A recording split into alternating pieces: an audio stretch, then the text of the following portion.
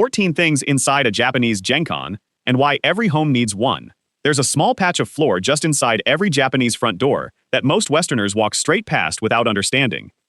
It's maybe a meter or two across. It sits slightly lower than the rest of the house, and it is, quietly, one of the most brilliant pieces of home design on earth. It's called the Genkan, and it does something no Western entryway even attempts. It draws a hard line between the outside world and your home, and then it enforces it, every single day, for every single person, without anyone ever having to say a word. We in the West have a front door. That's it. A door, a mat if you're organized, and then straight onto the carpet where your children play, wearing the shoes you wore through a public bathroom 2 hours ago. So today, 14 things inside a Japanese Genkan, and why your home is quietly worse off without one. Stick around for number 2. The detail's so subtle you'd never notice it until it's explained. And number 1. The reason this little step matters far more than it looks. Let's get into it. First, let's establish what a Genkan actually is, because it's not just an entryway. It's a sunken entrance area at the front of essentially every Japanese home and apartment. You step in, you're in the Genkan, and it's lower than the floor of the house. You take off your shoes there, step up onto the raised floor, and you're home. That step is not decoration. That step is the whole idea. Everything else on this list flows from it. Number 14. The step itself. The Genkan floor sits lower than the rest of the house, sometimes by just a small step, sometimes more. And that height difference is doing something clever. It physically separates dirty from clean. Dirt, grit, and anything your shoes dragged in falls to the lower level and stays there. It cannot casually migrate up into the living space. It's a boundary you can see and feel, not just a rule you're asked to remember. Design doing the work that willpower usually has to. Number 13. The hard, wipeable floor. The Genkan is finished in tile, stone, or concrete. Never carpet, never wood you'd worry about. It's built to get dirty. It's built to be wet from rain and snow, and it's built to be wiped down in seconds.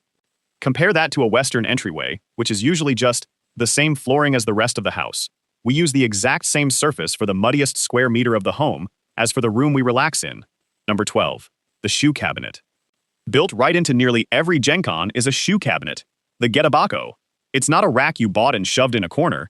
It's part of the architecture, often floor to ceiling, holding the entire household's footwear behind closed doors.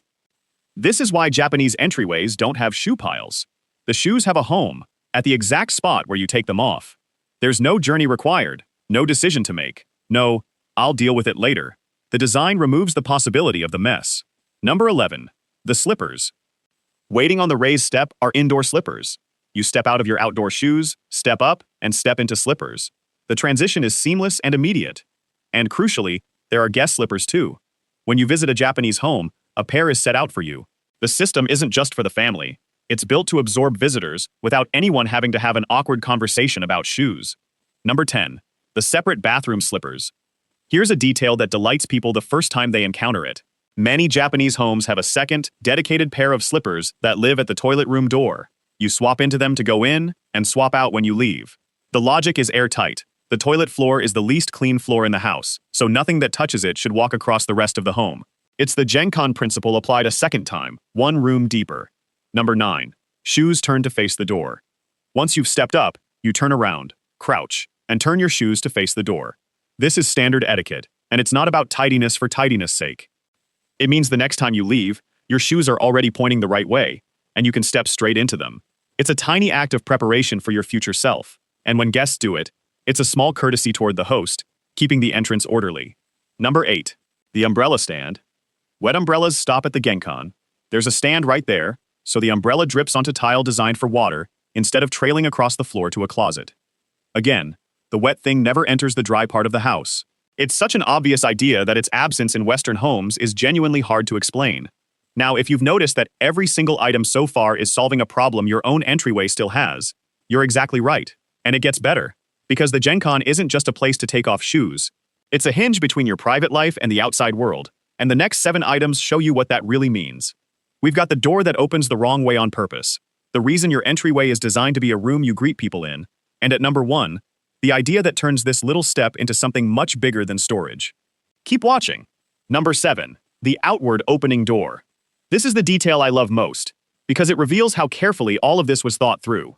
The front door of a Japanese home typically opens outward, unlike in many Western homes where doors swing inward. Why? Because the shoes are on the floor right there. An inward swinging door would sweep across the exact spot where everyone's footwear sits. so the door opens the other way. Sit with that for a second. The direction the front door swings was decided by the shoe habit. That is a level of design coherence most homes never come close to. Number 6. Storage for outdoor gear. Beyond shoes, the Genkan often holds the rest of the outdoor world. Coats, umbrellas, sports equipment, a stroller, delivery boxes, all of it stops at the boundary. It means the stuff of outside life has a defined place that isn't your living room, your hallway, or the back of a dining chair. In most Western homes, this category of object has no home at all, which is exactly why it ends up everywhere. Number 5. A key tray or a place for small things. Many Genkan include a small shelf or tray for keys, mail, and pocket items. The things you're carrying when you walk in get a landing spot at the moment you walk in. Every home organizer in the world eventually recommends inventing this. Japanese homes just built it in from the start. Number 4. Something beautiful. Here's the part that separates the Genkan from a mudroom. It's frequently decorated. A flower arrangement, a small artwork, a seasonal touch, a piece of calligraphy. Because this isn't the utility area you're ashamed of and hide. This is the first thing anyone sees. It's treated as the face of the home, so it's given care, not just function. Number 3. A place to actually greet people. The Genkan is a social space with a real role. Deliveries, neighbors, brief visits, a great deal of interaction happens right there in the Genkan without anyone entering the house proper. That's a genuinely useful middle ground that Western homes simply don't have.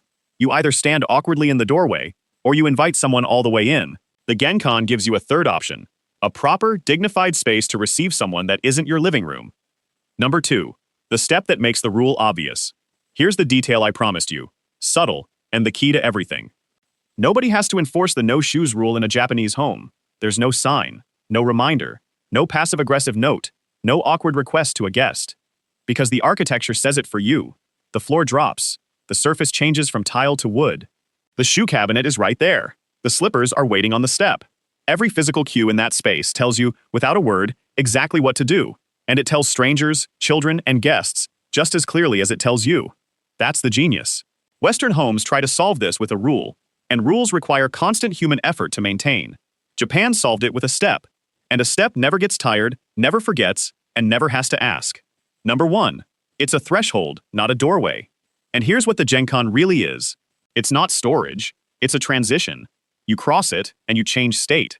Outside, you were a commuter, an employee, a person in the world, carrying the street on your feet.